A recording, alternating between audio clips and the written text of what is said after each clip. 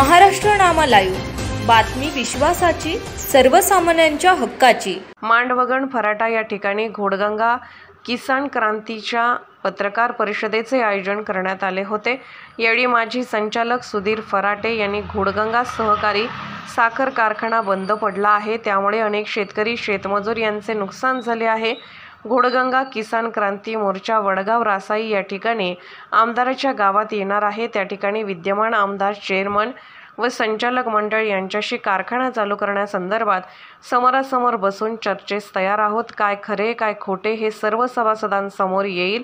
कारखान्याचे माजी vice chairman Babasaheb फराटे यांनी सांगितले, विद्यमान आमदार यांच्या हेकेखोरपणामुळे कोजण प्रकल्प उभा केला, त्याचा तांत्रिक बाबींचा अभ्यास न करता हा उभारला, त्यामुळे सदर कारखाना अडचणीत आला। आमदाराच्या खाजगी व्यंकटेश कृपामधून जादा दराने भाग्यास जाणून बुजून जास्त दराने खरेदी करून कारखाना तोट्यात आणला। सभासदांना आलेल्या नोटिसींना कायदेशीर लढा देऊ।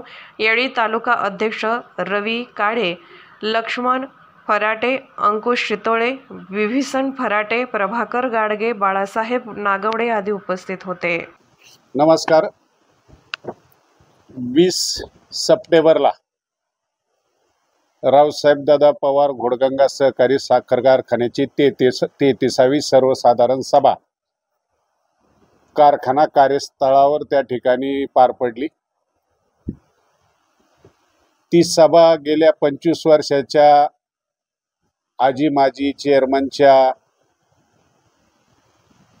इतिहासाप्रमाणे ती नेहमीप्रमाणे गुंडाळण्यात आली। त्यांच्या आत्तापर्यंतच्या 33 वार्षिक सर्वसाधारण सभेचं कामकाजाचं आपण अवलोकन केलं तर 30-35 मिनिटाच्या पुढं त्यांनी सभासदांच्या प्रश्नांना आणि त्या ठिकाणी चेअरमननी कधीही समर्पक उत्तरं दिली नाही आणि 30-35 मिनिटाच्या पुढं सभा न चालवता नेहमीच गडबड गोंधळात त्या ठिकाणी जनमन गण म्हणून राष्ट्रीय गीत म्हणून सभा संपवली। हा इतिहास आहे। काल ज्या वेळेस ती सभा गोंधळात त्यांनी संपवली, त्यानंतर काही ठराविक पत्रकारांसमोर ते असे बोलले, म्हणजे घोडगंगेचे माजी चेअरमन आणि विद्यमान आमदार अशोक बापू पवार, की ते म्हटले प्रश्न विचारणारी 2-4च लोक होती, नेहमी तीच असतात, पण माझं जाहीर आव्हान आहे, मी कुठेही त्यांच्याबरोबर घोडगंगा साखर कारखान्याच्या संदर्भात प्रश्न उत्तराला तयार आहे।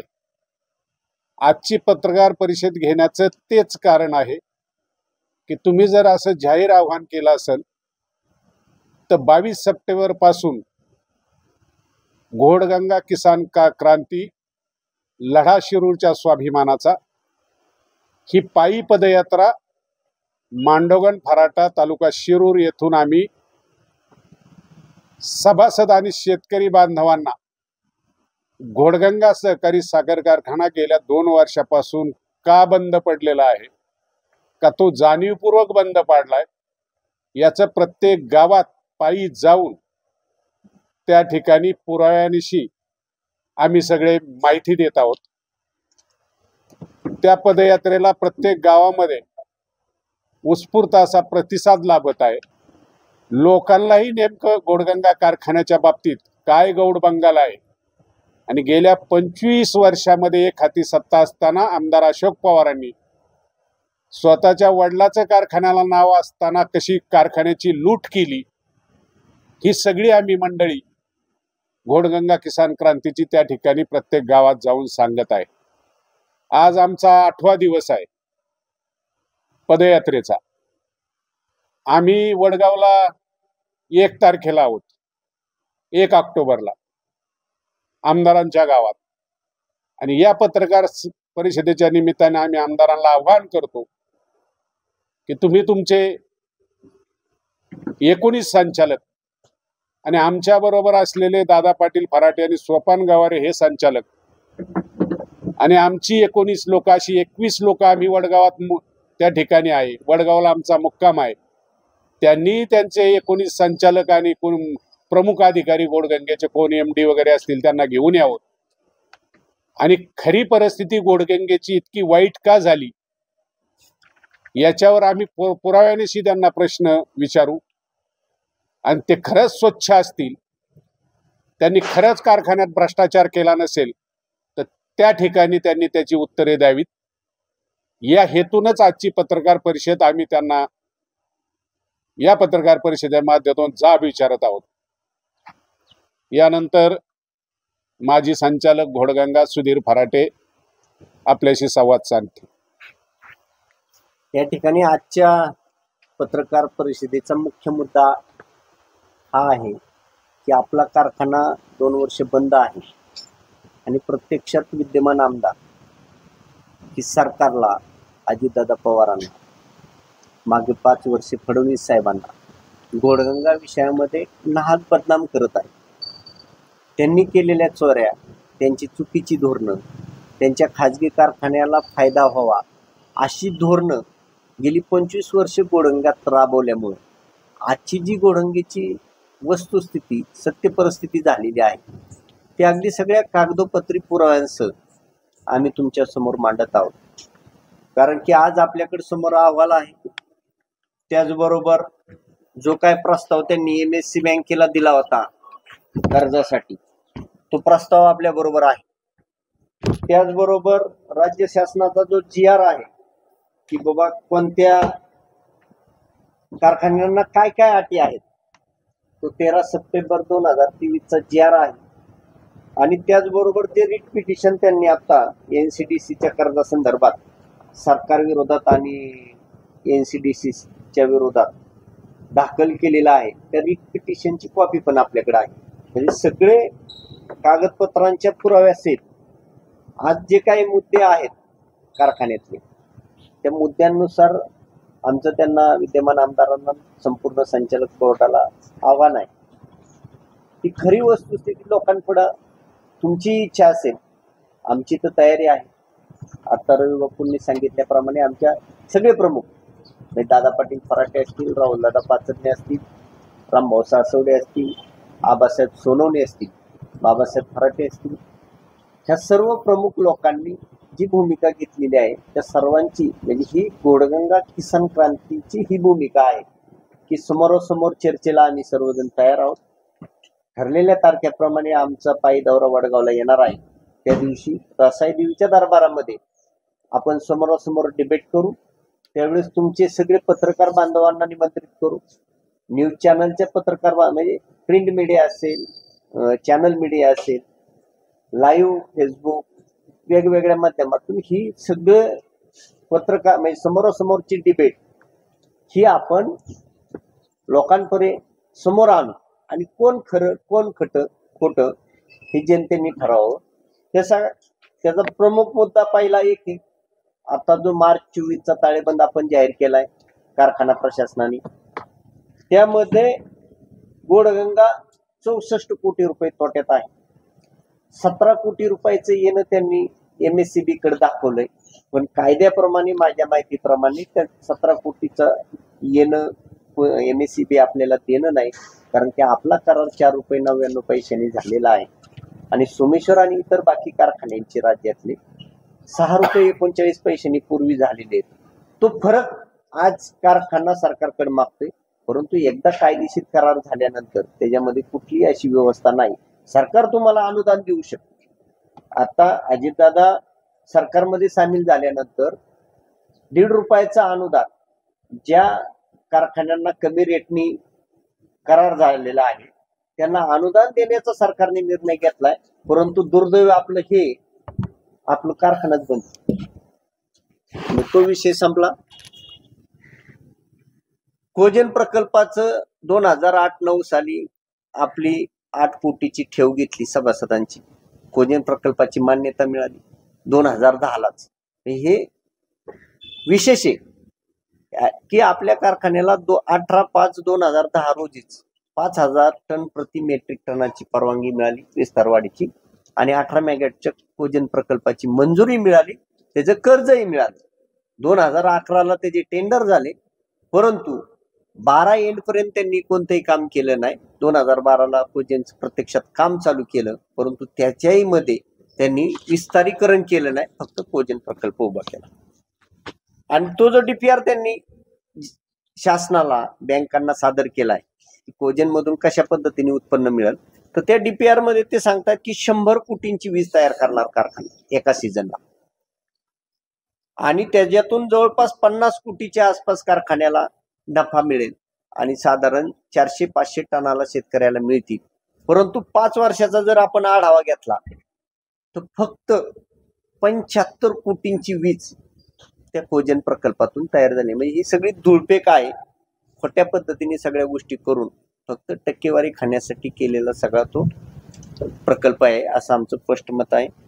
त्याचबरोबर आज रोजीचा जर ताळेबंद आपण पाहिला मार्च 24चा, तो 290 कोटींचा देणेकरी आपला घोडगंगा कारखाना आहे. आणि हे असताना तुम्ही फक्त 107 कोटीचा प्रस्ताव देताय की देणं कसं देणार, सगळ्या गोष्टी त्याच्यात अडचणीच्या आहेत. पुढं की मार्च 2023चं जर आपण ताळेबंद पाहिला तर त्या ताळेबंदामध्येच कारखाना प्रशासनाने 30,000 नवीन सभासद करण्याचे, 20,000 शेअर्स शासनाला देण्याचे, असे 50,000 शेअर्स वाढवण्याचं ठराव घेतलाय. त्याला मागील जनरल मीटिंगलाच मंजुरी घेतली आणि आपल्याकडे संस्था प्रतिनिधी म्हणून घोडगंगेला फक्त 39च संस्था प्रतिनिधी तालुक्यात. प्रत्यक्षात पूर्वीपासून जुन्या ज्या लोकांनी कारखान्याची स्थापना केली त्या सर्व लोकांनी त्याच वेळेस 1,500 संस्था कारखान्याला सभासद करण्याची प्रोव्हिजन केलेली आहे. परंतु जवळपास 1461 जागा तिथं रिक्त असताना, शेअर्स तिथं रिक्त असताना ह्या 25 वर्षात कुणाला कोणत्याही दुसऱ्या संस्थेला त्यांनी सभासद करून घेतलेलं नाही. ह्या सगळ्याची जर आपण बेरीज केली तर भागभांडवल आपले मंजुरी आहे 108,75,00,000 परंतु प्रत्यक्षात आपली वसुली ही फक्त 20,30,00,000. त्यानंतर 83,37,00,000 रुपयांचे MSC बँकेचं कर्ज 29/12/2023लाच NPA झाले. तुम्हाला सगळ्यांना कळतं की NPA म्हणजे काय. जर 3 वर्षाचे 3 हप्ते तुमचे थकले तर ते खातं NPA होतं. अशोक पवार 2022ला नोव्हेंबरमध्ये म्हणत होते की कारखान्यावर 1 रुपया थकीत कर्ज नाही कारखान्याच्या निवडणुकीच्या वेळेस, आणि 1च वर्षात तुम्ही NPA होताय. म्हणजे तुम्ही त्यावेळेस सगळी लबाडी केली, खोटी माहिती जनतेला सांगितली, शिरूर तालुक्यातील 5 लाख लोकांचा विश्वासघात केला आणि विश्वासघाताने आपण ती सत्ता मिळवली. त्यानंतर NCDCला कारखान्याने 160 कोटींचा प्रस्ताव सादर केला, परंतु 160 कोटी कर्ज घोडगंगेला बसत नाही. घोडगंगेची कर्ज शक्ती कमी झालेली आहे, घोडगंगेचं भागभांडवल कमी आहे, घोडगंगेचे देणेकरी जास्त आहेत. त्यामुळं 160 कोटी रुपये फक्त 100 आणि 7 कारखान्याला मिळू शकतात.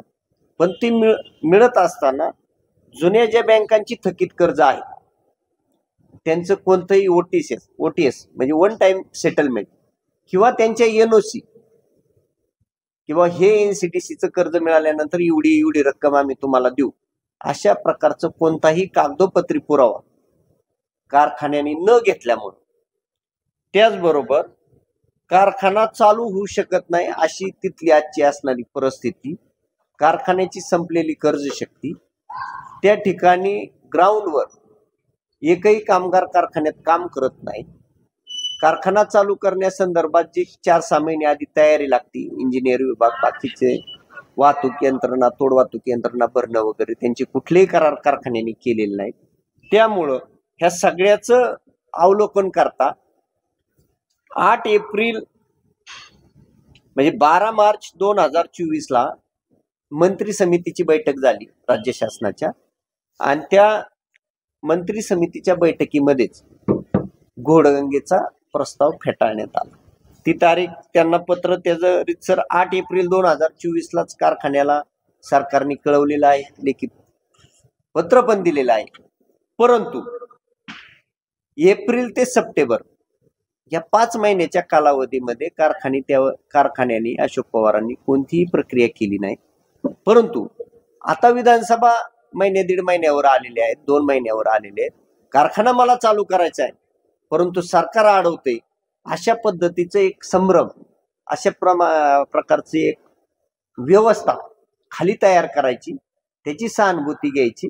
मी कुठंतरी गेलोय, मी कुणाच तरी बाजूला गेलोय म्हणून मला कर्ज देत नाहीत, अशी चुकीची माहिती लोकांच्यात पसरवायची, ह्या दृष्टीने चाललेलं सगळा हे. तर माझा त्यांना सवाल आहे की तुम्ही त्याच वेळेस कोर्टात का गेला नाही?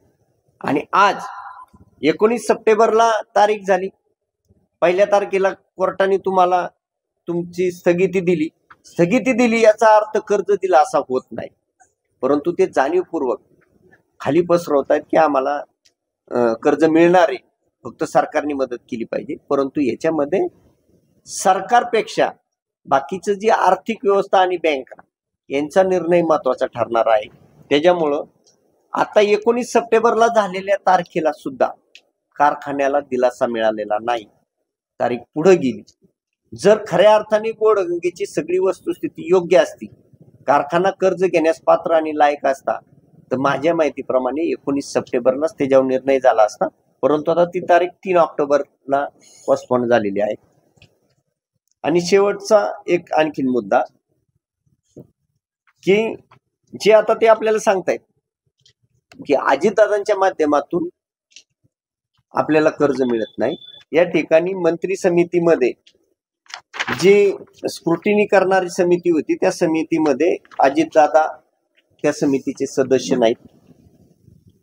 दुसरा, बँकिंग विषयामध्ये MSC बँकेवर प्रशासक आहे, त्याच्यामुळं तिथं कोणतंही लोकांनी निवडून दिलेलं संचालक मंडळ आज रोजी अस्तित्वात नाही.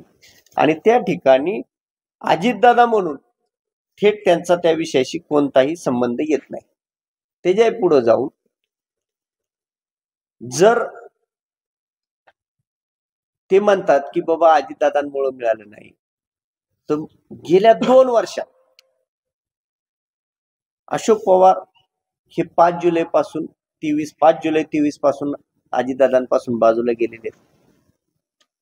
5 जुलै पासून जर आकडेवारी आपण काढली तर PDCC बँकेवर अजितदादांची सत्ता आहे, अजितदादांचं विचाराचं संचालक मंडळ आहे.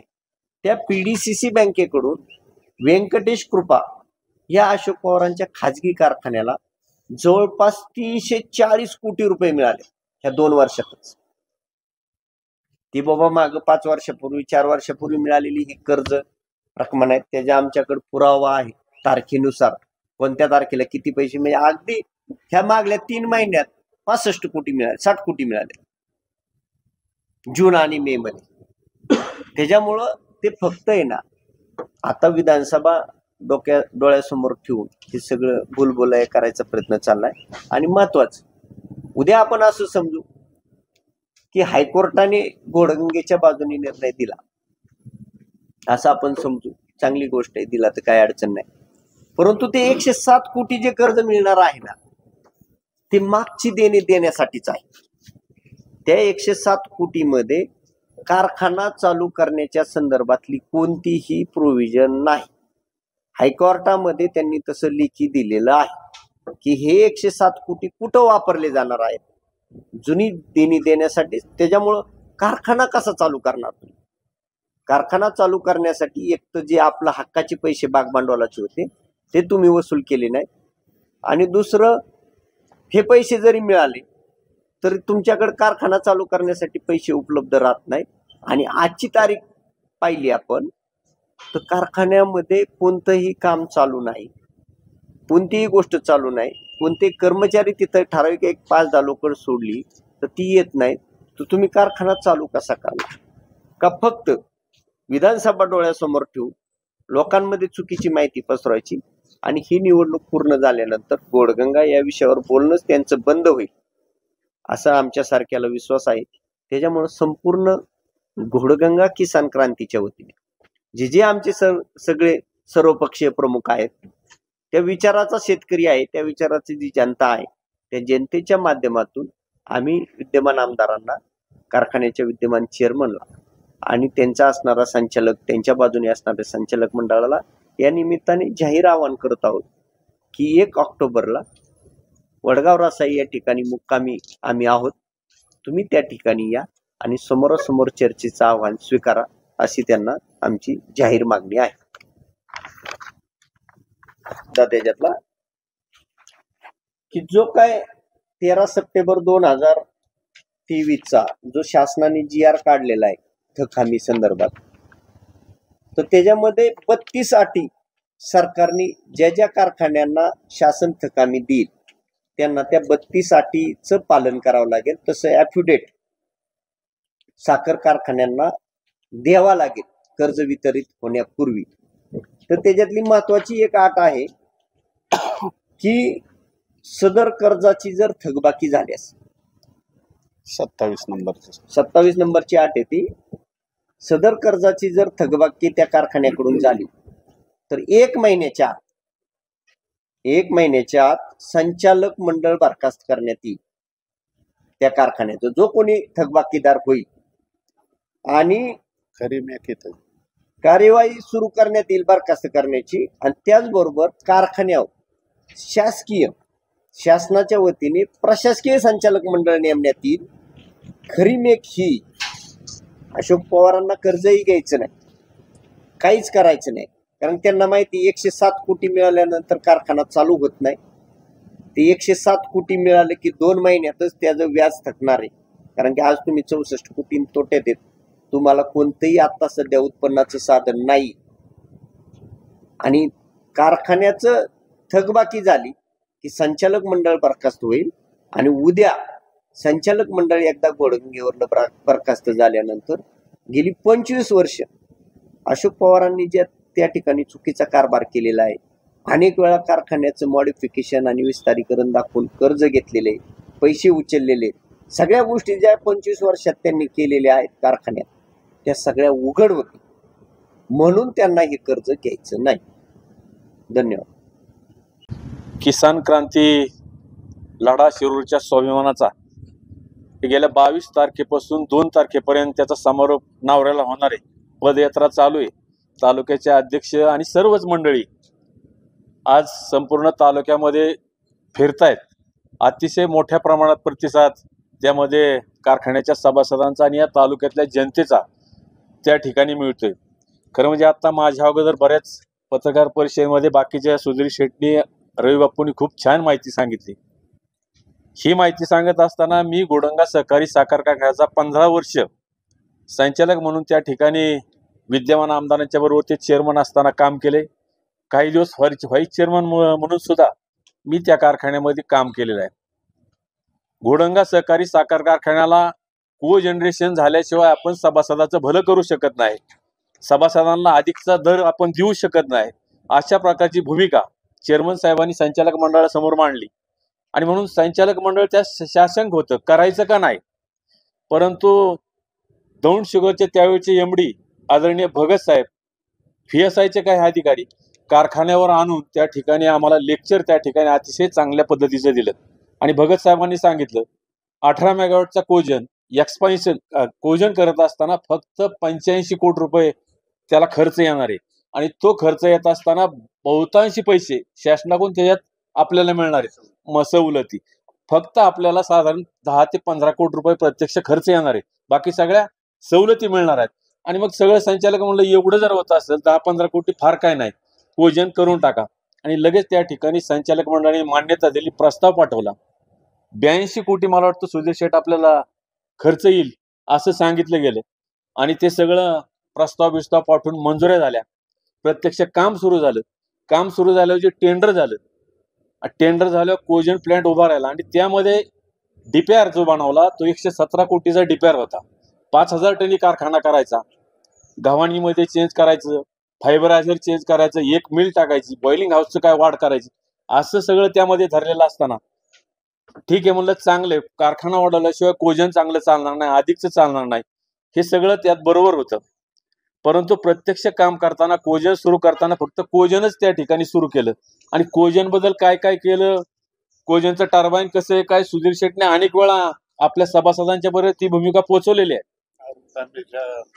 अरुण तांबेचं कोर्ट मॅटर, ते टावर लाईन, ती शेतकरी कशी लाईन ठरवली, मी स्वतः अरुण तांबे त्याच्या बंधूच्या बरोबर पीडीसीसी बँकेत बसून, जिल्हा परिषद मध्ये बसून 2-3 वेळा मीटिंग रवी बापू त्या संवादात केली.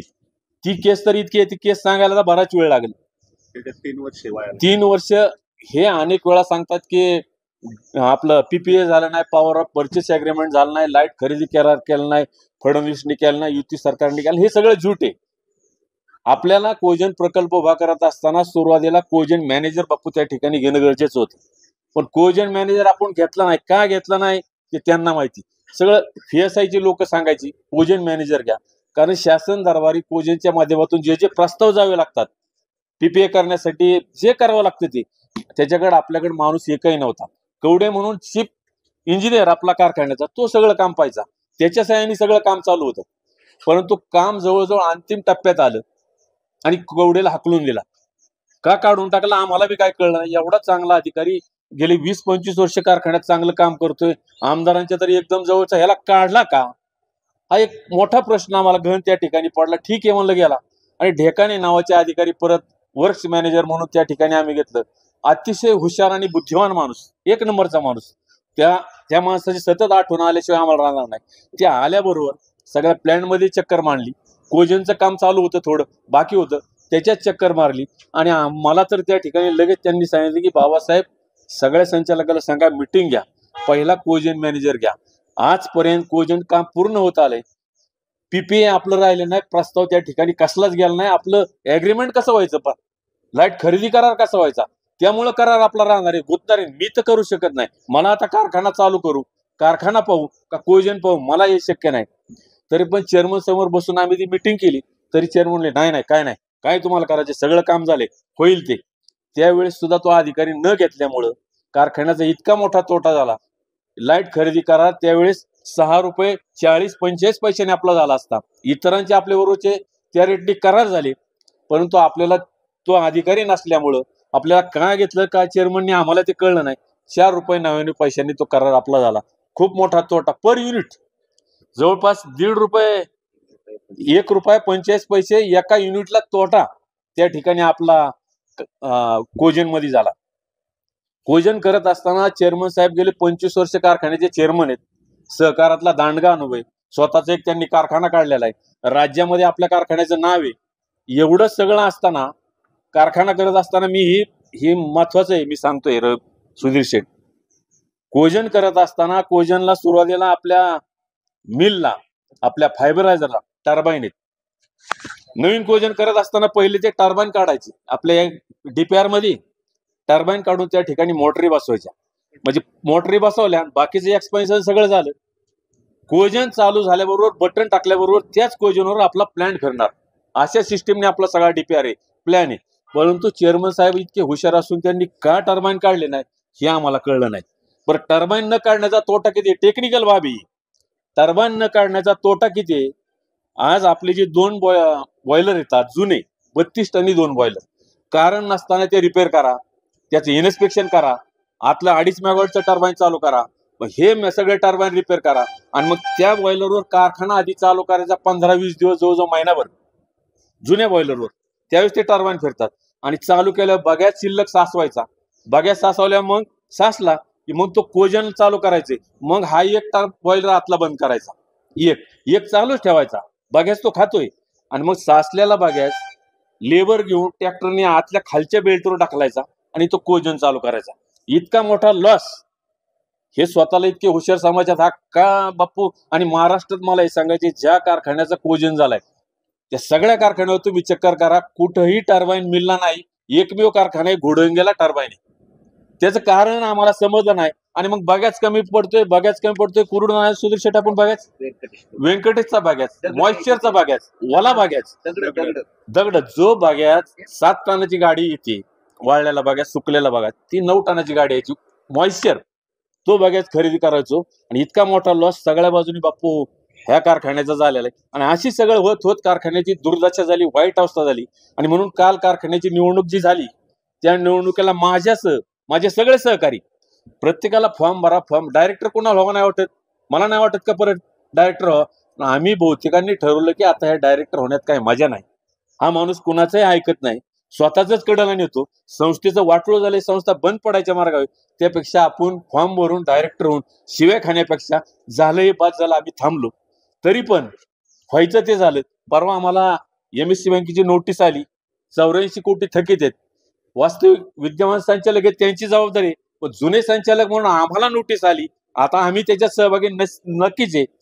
काहीच कारण 84 कोटीची नोटीस यायचं आमचं नाही, पण आली तरी पण सुधीर शेठ माझं तर म्हणणं असे, तुम्ही ठीक आहे आमच्या आधी निर्णय घेतला, तुम्ही बाजूला झाला, पण राहिलेले संचालक जे आम्ही, आमच्यावर इतकी मोठी कारवाई झाली पाहिजे की चांगले 4-6 महिने आम्ही आत बसलो पाहिजे.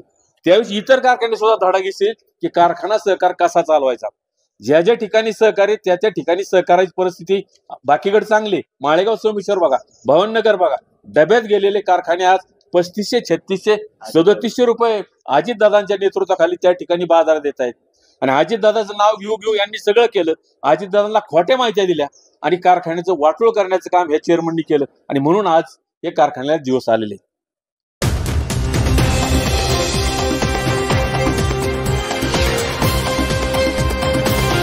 महाराष्ट्र नामा लाईव्ह, बातमी विश्वासाची, सर्वसामान्यांच्या हक्काची.